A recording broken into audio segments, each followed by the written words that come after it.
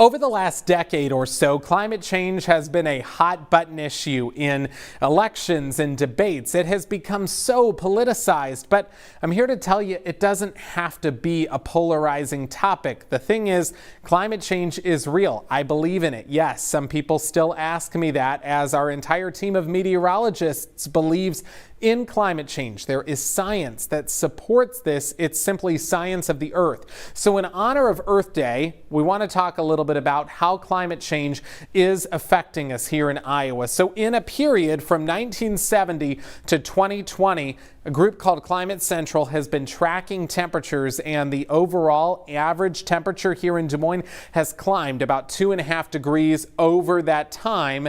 And of course, people like to say, well, temperatures have always been rising, or the climate has always been changing. And that's true. But really, since the Industrial Revolution, we have seen a dramatic rise in those temperatures, and we've seen that our atmosphere has been changing quite a bit since that time as well. So what it really means for us here in Iowa is that we're seeing a lot of extremes.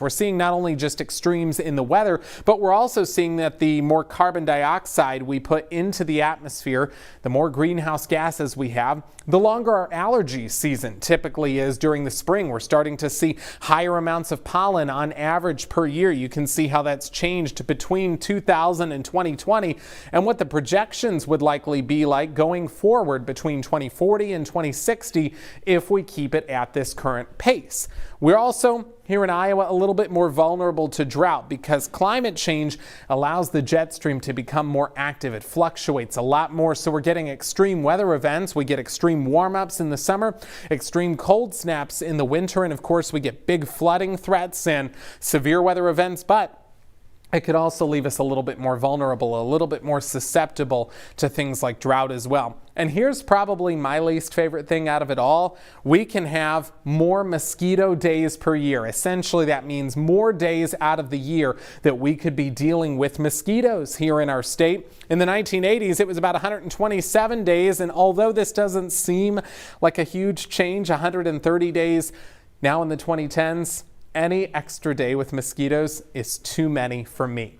I realize that sometimes you get this doom and gloom perspective on climate change, and sometimes it seems like there's not a lot we can do, but we can if we all work hard to improve our carbon footprint, to essentially reduce the amount of waste that we have, the amount of electricity that we use, the amount of water that we consume each and every day. We can all make a little bit of a difference. Sometimes it can be said that we can't all do everything, but we can each do something. I want you to look at climate change as something that we can improve. We can actually change how things are going.